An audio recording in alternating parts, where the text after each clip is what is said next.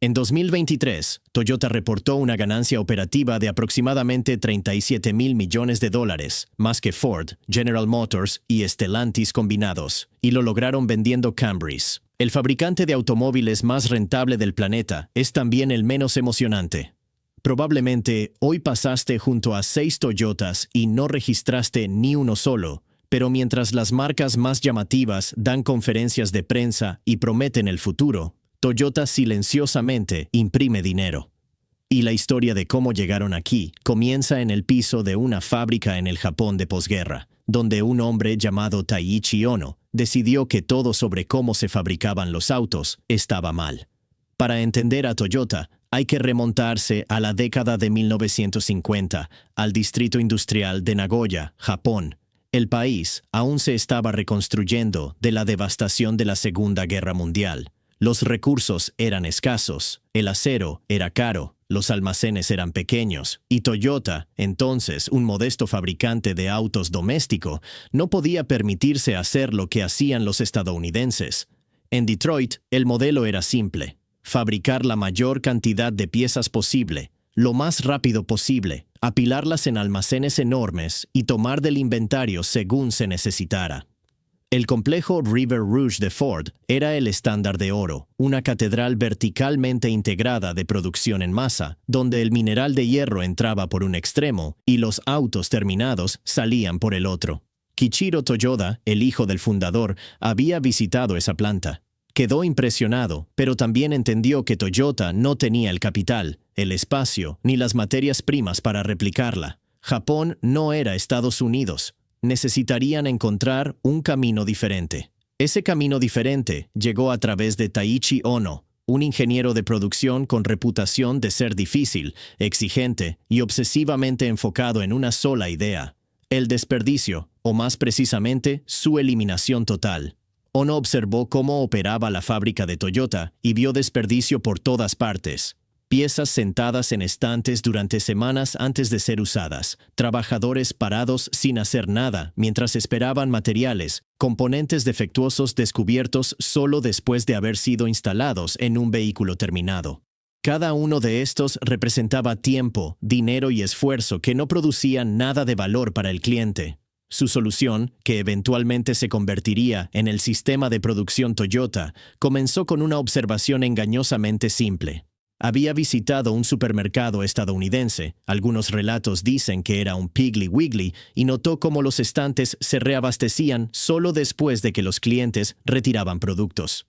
La tienda no apilaba miles de latas de sopa en una trastienda, reponía lo que se tomaba cuando se tomaba. Ohno llevó esa lógica de vuelta al piso de la fábrica en Nagoya. En lugar de fabricar piezas con semanas de anticipación y almacenarlas, Toyota produciría componentes solo cuando la siguiente estación en la línea de ensamblaje los necesitara. Las piezas llegarían minutos antes de la instalación, no días. El inventario se reduciría a casi nada. Si un proveedor se retrasaba, toda la línea lo sentiría inmediatamente, lo que significaba que el problema se arreglaría inmediatamente, justo a tiempo. Esto era producción justo a tiempo y aterrorizaba a los fabricantes tradicionales. Para apreciar cuán radical era esto, considera cómo lucía una planta típica de General Motors o Ford en la misma época.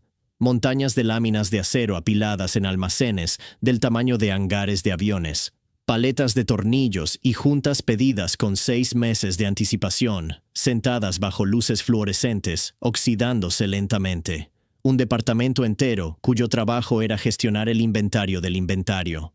La suposición era que el excedente equivalía a seguridad. Si algo salía mal, metías la mano en la pila y sacabas un reemplazo. Ohno lo veía de otra manera. El excedente no era seguridad. El excedente era una mentira que te impedía confrontar el problema real. Si un proveedor entregaba consistentemente piezas defectuosas, un almacén lleno de reemplazos enmascaraba el fallo. Los defectos seguían llegando, los costos seguían acumulándose. Nadie se veía obligado a arreglar la causa raíz porque nadie sentía el dolor. Justo a tiempo quitaba la máscara. No había colchón, no había pila de dónde sacar. Si algo salía mal en cualquier parte de la cadena, todo se detenía, y ese era el punto. Lo que nos lleva al segundo pilar, y el que todavía desconcerta a los gerentes de fábricas desde Detroit hasta Stuttgart. Entra en cualquier planta de ensamblaje de Toyota hoy y verás un cordón que recorre la línea de producción. Se llama el cordón Andon y hace algo que ningún otro gran fabricante de autos estuvo dispuesto a hacer durante décadas. En una fábrica de Toyota, cualquier trabajador en la línea de ensamblaje puede tirar de un cordón llamado el cordón Andon y detener toda la línea de producción. No solo su estación, toda la línea. Cada auto, cada trabajador, todo se detiene por completo. Esto le cuesta a Toyota miles de dólares por minuto y lo consideran una de las mejores inversiones que han hecho jamás. La lógica es contraintuitiva hasta que haces las cuentas. Si un trabajador nota un defecto, un tornillo que no asienta correctamente, una soldadura que se ve despareja, un panel que no alinea y lo deja pasar porque la línea se mueve rápido. Ese defecto quedará enterrado bajo capas de ensamblaje adicional. Para cuando alguien lo detecte más adelante, el costo de arreglarlo se habrá multiplicado por 10, tal vez por 100. Las retiradas del mercado cuestan millones. Las reclamaciones de garantía erosionan las ganancias.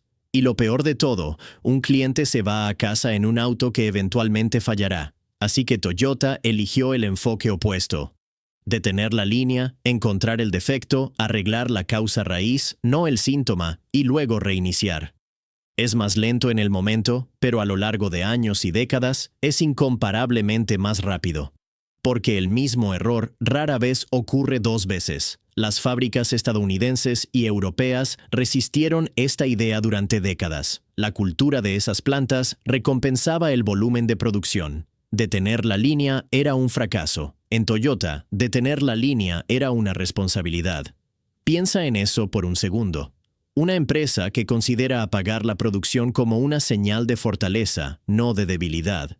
Pero Jidoka solo detecta problemas en el piso de la fábrica.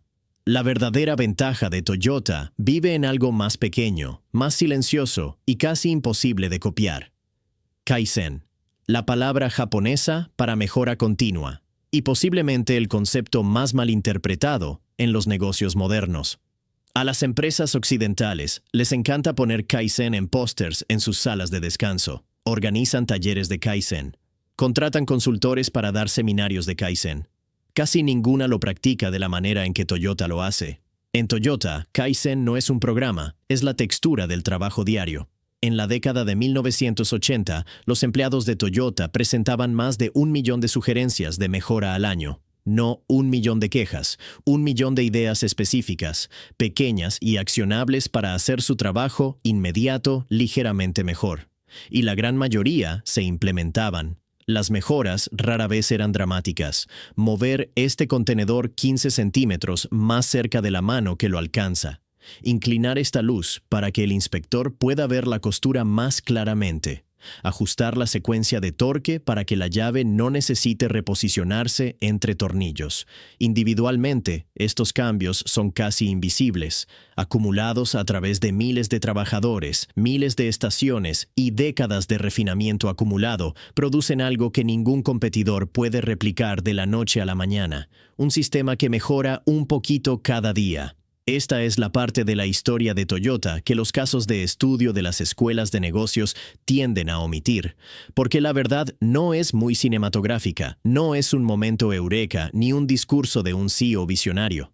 Es una mujer de 40 años en una línea de ensamblaje en Georgetown, Kentucky, que notó que rotar un soporte 15 grados antes de la instalación ahorra 1.4 segundos por vehículo. Multiplica eso por 4,000 autos al día y los ahorros se vuelven enormes. Pero el ahorro en sí es aburrido, y lo aburrido no sirve para una buena presentación magistral. Entonces, si el sistema de manufactura es así de meticuloso, ¿qué tipo de auto produce realmente? La respuesta podría sorprenderte, pero aquí es donde la historia de Toyota toma un giro que los profesores de escuelas de negocios rara vez cubren. Toda esta disciplina de manufactura, todas estas innovaciones del piso de fábrica sirven a un propósito único, casi cómicamente, poco glamuroso.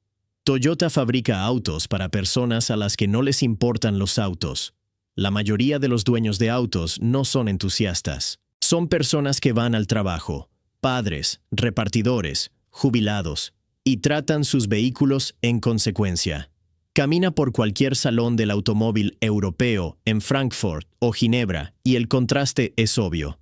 Las marcas europeas de lujo diseñan para el lanzamiento de prensa. El auto necesita sentirse fenomenal durante la prueba de manejo de un periodista en un circuito cerrado en el sur de Francia. Los asientos deben sentirse como si hubieran sido cosidos a mano por monjes bávaros. El tablero debe parecer que pertenece a una revista de arquitectura. Si la bomba de agua falla a los 115.000 kilómetros, ese es un problema del segundo dueño. Toyota diseña para el segundo dueño y el tercero. Internamente, Toyota diseña para lo que podrías llamar el dueño del percentil 95. Esa es la persona que compra un Corolla, lo maneja 22.000 kilómetros al año, se salta cada segundo cambio de aceite, ignora la luz de check engine durante 3 meses, lo estaciona a la intemperie en los inviernos de Minnesota y espera que arranque cada mañana sin quejarse. Ese dueño no lee reseñas de prensa automotriz. No le importa el tiempo de 0 a 100. Le importa si el auto va a ser un problema. Y la respuesta de Toyota durante décadas ha sido no. La forma en que logran esto es a través de tolerancias sobredimensionadas y sistemas redundantes. Los componentes están clasificados para soportar esfuerzos muy superiores a los que produce la conducción normal. Los motores están diseñados con amplios márgenes para los ciclos térmicos. Las transmisiones están calibradas para durabilidad por encima de deportividad. El resultado son vehículos que rutinariamente alcanzan los 320.000 kilómetros con nada más que mantenimiento básico. Algunos llegan a 480.000. El ocasional Tundra o Land Cruiser cruza los 800.000. Esto no es accidental. Es una filosofía de ingeniería con un nombre específico. Mise-en-bouche, diseño preventivo. Anticipar cómo el cliente maltratará el producto y construir el producto para sobrevivir ese maltrato de todas formas. El Toyota Hilux es probablemente el ejemplo más claro de esta filosofía, llevada a su extremo lógico. El Hilux es una camioneta pickup que se vende en todo el mundo, excepto en Estados Unidos. Se ha convertido en el vehículo no oficial preferido en algunos de los entornos más hostiles de la Tierra. Los trabajadores humanitarios los conducen por el África subsahariana. Los granjeros dependen de ellos en el interior de Australia. El programa de televisión de la BBC Top Gear una vez intentó matar un Hilux ahogándolo en el océano, tirándolo desde un edificio y prendiéndole fuego. No pudieron. La camioneta arrancó cada vez, lo que dice menos sobre las habilidades de destrucción de Top Gear y más sobre las prioridades de ingeniería de Toyota. Eso no es un accidente. Es una decisión de ingeniería deliberada de sacrificar refinamiento por indestructibilidad. El Hilux no tiene la cabina más silenciosa, ni el viaje más suave. Tiene la transmisión, la suspensión y el bloque del motor que seguirán funcionando después de 350.000 kilómetros de caminos sin pavimentar en calor ecuatorial. Toyota eligió la durabilidad. El mercado eligió Toyota. Nada captura esta filosofía mejor que el Toyota Camry. El Camry ha sido el sedán más vendido en Estados Unidos por más de 20 años consecutivos y casi nadie tiene sentimientos fuertes al respecto. Los críticos de autos lo describen como competente, confiable, sensato. No son palabras que venden revistas, pero son palabras que venden 400.000 unidades al año. Toyota entendió algo temprano que otras empresas aún están aprendiendo. La emoción genera una compra. La confiabilidad crea un cliente de por vida. La persona que compra un Camry a los 30 y no tiene problemas, comprará otro Toyota a los 38 y otro a los 46. El valor de por vida del cliente importa más que el drama en la sala de exhibición. El Corolla cuenta la misma historia a escala global. Más de 50 millones de Corollas se han vendido en todo el mundo desde 1966. Es el auto más vendido en la historia de la humanidad, no porque sea el mejor auto jamás fabricado, sino porque es el auto más consistentemente adecuado jamás fabricado. Y para millones de familias alrededor del mundo, adecuado es exactamente lo que necesitan. Todo hasta ahora podría sonar como un fenómeno exclusivamente japonés, algo cultural, algo que solo funciona en un país donde la precisión y la armonía grupal están arraigadas en el carácter nacional.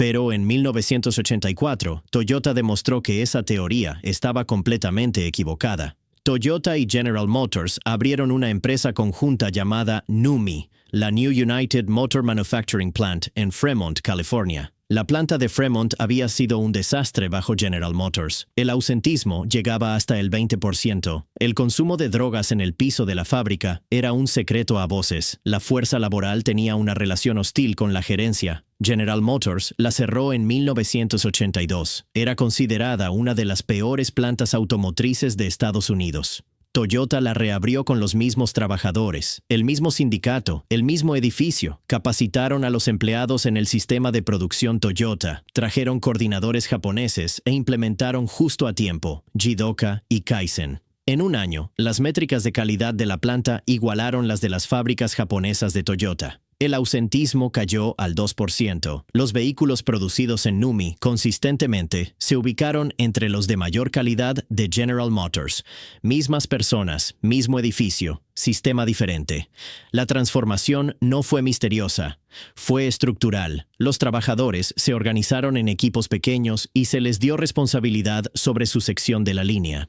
Se les capacitó para hacer múltiples trabajos, no solo uno. Y de manera crítica se les dijo que sus ideas importaban. Si un trabajador en la línea de pintura notaba que cierto ángulo producía menos goteos, podía sugerir el cambio, y el cambio realmente se hacía. Para personas que habían pasado años en una planta donde la gerencia veía a la fuerza laboral como un adversario, esto era desorientador, y luego se volvió motivador. Una historia de los primeros días de NUMMI lo captura bien. Un trabajador que había sido despedido de la antigua planta de General Motors por ausentismo crónico fue recontratado por NUMMI. Bajo el viejo sistema, no tenía nada en juego. Bajo el sistema de Toyota, era parte de un equipo y algo cambió. Se presentó todos los días, empezó a contribuir sugerencias y se convirtió, según sus propias palabras, en un trabajador completamente diferente. General Motors estudió NUMMI durante años, escribieron informes, enviaron ejecutivos a observar, y les costó replicar los resultados en sus propias plantas, porque el sistema de producción Toyota no es solo un conjunto de procedimientos, es una cultura. Y la cultura no se transfiere a través de presentaciones de PowerPoint. General Motors tomó las herramientas y la terminología. No pudieron tomar la confianza. Si esto te está pareciendo interesante, considera suscribirte. Cubro historias como esta cada semana, el tipo de historia empresarial que explica por qué el mundo funciona como funciona. Porque el experimento NUMMI demostró algo extraordinario, pero también creó una suposición peligrosa dentro de Toyota, que el sistema era a prueba de balas. No lo era.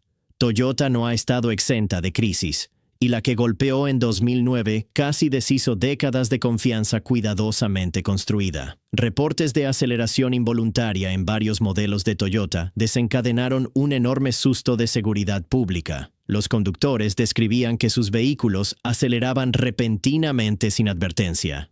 Varios accidentes fueron fatales. La historia dominó los ciclos de noticias estadounidenses durante meses. Se convocaron audiencias en el Congreso.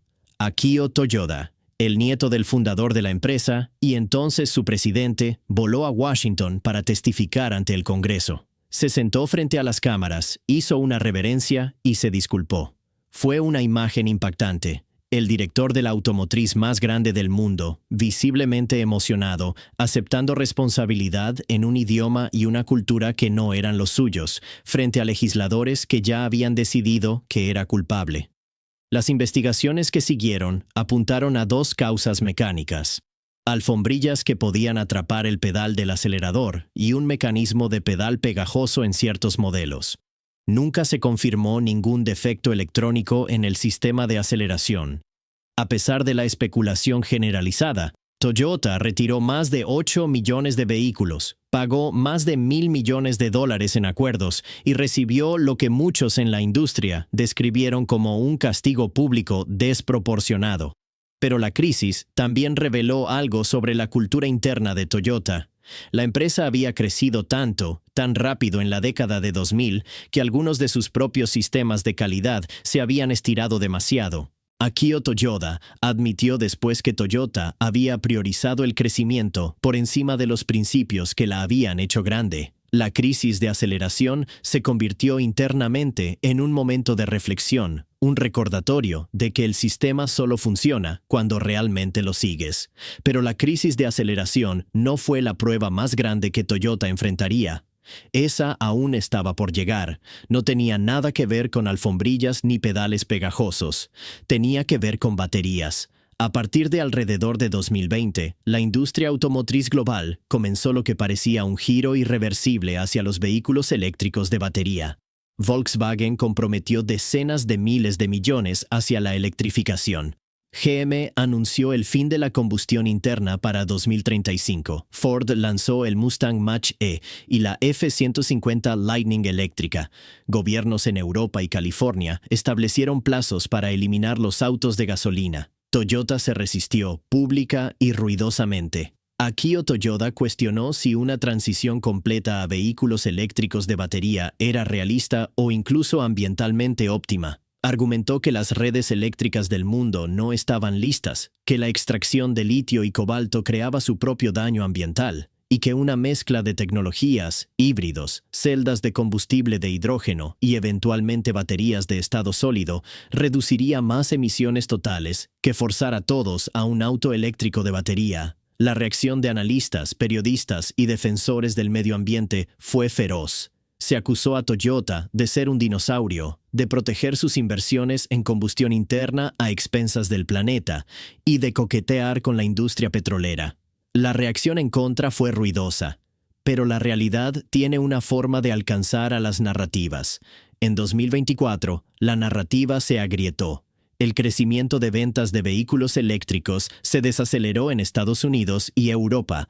Los concesionarios reportaron inventarios crecientes de vehículos eléctricos sin vender que llevaban meses en los lotes. Los descuentos se volvieron rutinarios. Ford reportó pérdidas de más de $100,000 por cada vehículo eléctrico vendido en su división Model E. Volkswagen retrasó su cronograma de electrificación y anunció cierres de fábricas en Alemania por primera vez en la historia de la empresa. Hertz vendió con pérdidas decenas de miles de Teslas de su flota de alquiler, citando costos de reparación más altos de lo esperado. Las razones eran exactamente lo que Toyota había advertido. La infraestructura de carga seguía siendo desigual, especialmente fuera de las grandes ciudades. El clima frío reducía la autonomía de la batería hasta en un 40%. Los costos de seguro para vehículos eléctricos eran significativamente más altos que para vehículos de gasolina comparables.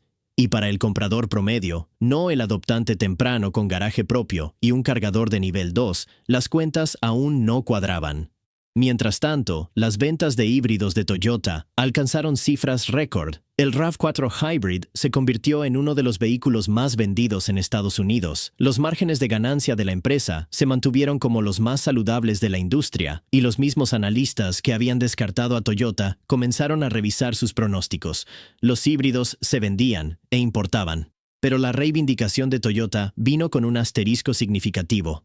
Su primer vehículo eléctrico de producción masiva, el BZ4X, se lanzó en 2022 y fue retirado casi inmediatamente porque las ruedas podían desprenderse, literalmente. Los tornillos que sujetaban las ruedas podían aflojarse durante la conducción. Para una empresa cuya identidad entera gira en torno a la confiabilidad, fue un tropiezo vergonzoso. Aún así, el punto más amplio que Toyota estaba planteando, que la transición a vehículos eléctricos sería más lenta, más desordenada y más diversa tecnológicamente de lo que la industria predijo, ha envejecido mejor de lo que casi cualquiera esperaba.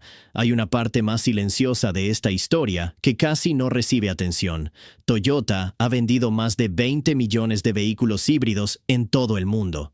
El Prius por sí solo, ese hatchback de aspecto extraño que se convirtió en chiste en películas de comedia, redujo más emisiones de carbono acumuladas que la mayoría de las líneas de vehículos puramente eléctricos. Porque un híbrido que vende 20 millones de unidades y mejora modestamente la eficiencia de combustible de cada propietario, produce un mayor impacto ambiental total que un vehículo eléctrico de batería que vende 200,000 unidades a adoptantes tempranos que ya tenían paneles solares en su techo. Los críticos de Toyota no se equivocan en que la empresa puede ser frustrantemente lenta. Sus sistemas de infoentretenimiento han estado detrás de los competidores durante años. La conectividad de sus aplicaciones a menudo se siente como si fuera diseñada por alguien que escuchó sobre los smartphones, pero nunca usó uno. Su lenguaje de diseño, con algunas excepciones como el GR86 y el nuevo Land Cruiser, tiende hacia lo olvidable. Los compradores jóvenes, especialmente en mercados urbanos, se sienten atraídos por la estética de Tesla, el interior minimalista, las actualizaciones por aire, la sensación de que tu auto es una pieza de tecnología en lugar de un electrodoméstico. Toyota no ha descifrado cómo competir por ese cliente, y a medida que el comprador promedio de autos se hace más joven y más conocedor de la tecnología, esa brecha podría convertirse en un problema real. Pero el liderazgo de Toyota no parece especialmente preocupado.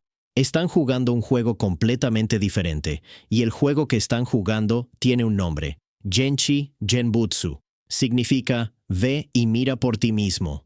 No te fíes de los informes, no confíes en datos de segunda mano.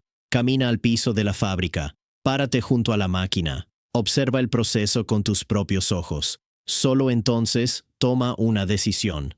Esto no es un eslogan en Toyota, es una expectativa. Cuando Toyota estaba desarrollando el Lexus LS400 original, a finales de la década de 1980, el ingeniero jefe Ichiro Suzuki pasó meses conduciendo por autopistas estadounidenses, comiendo en paradas de descanso estadounidenses y observando cómo los estadounidenses realmente usaban sus autos, no leyendo resúmenes de investigación de mercado. Conduciendo.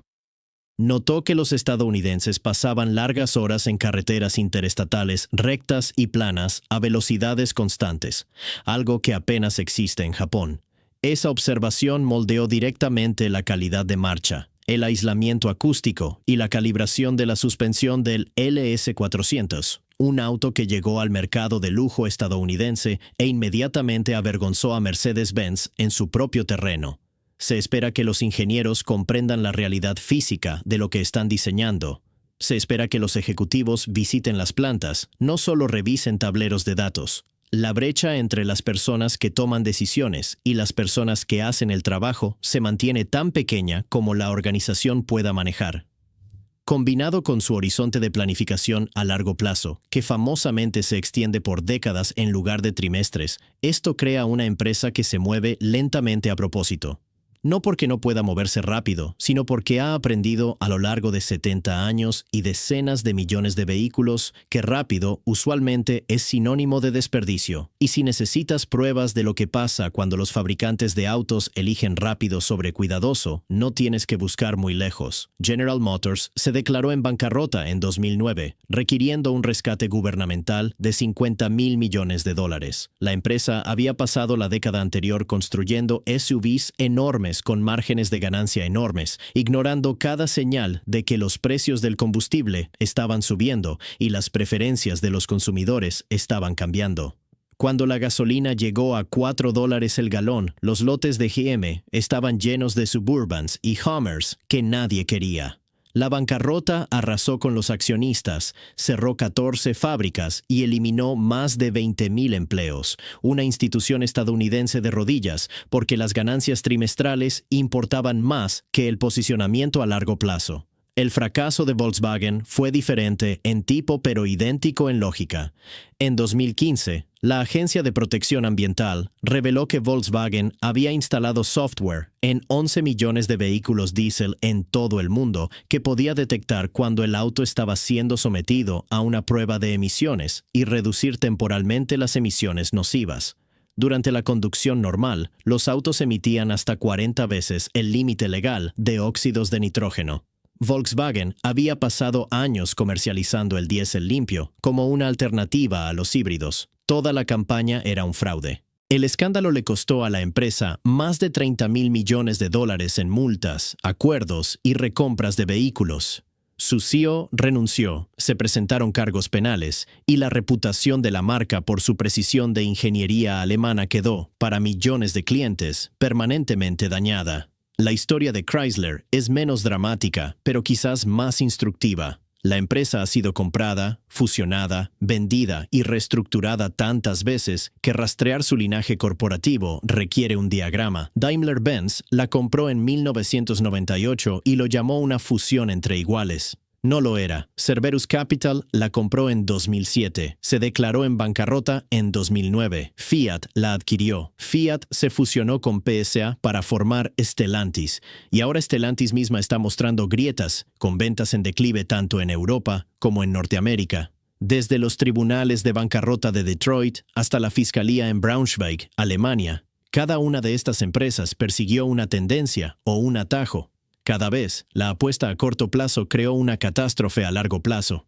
Toyota, a través de todo esto, siguió construyendo Camrys, siguió refinando sus fábricas por fracciones de segundo, siguió preguntando a sus trabajadores cómo hacer el proceso un poco mejor mañana de lo que fue hoy, no porque alguien estuviera mirando, sino porque el sistema lo esperaba. No es una historia glamurosa, no hay un fundador multimillonario tuiteando desde un cohete, no hay un evento de presentación con máquinas de humo y luces láser, no hay una promesa de que el transporte nunca será igual, solo hay un compromiso silencioso, metódico, casi terco, con hacer cosas ordinarias extraordinariamente bien, con construir un auto que arranca cada mañana, incluso para el dueño que olvidó su último cambio de aceite, con confiar en el trabajador de fábrica que nota que algo está mal por encima del ejecutivo que necesita que los números se vean bien.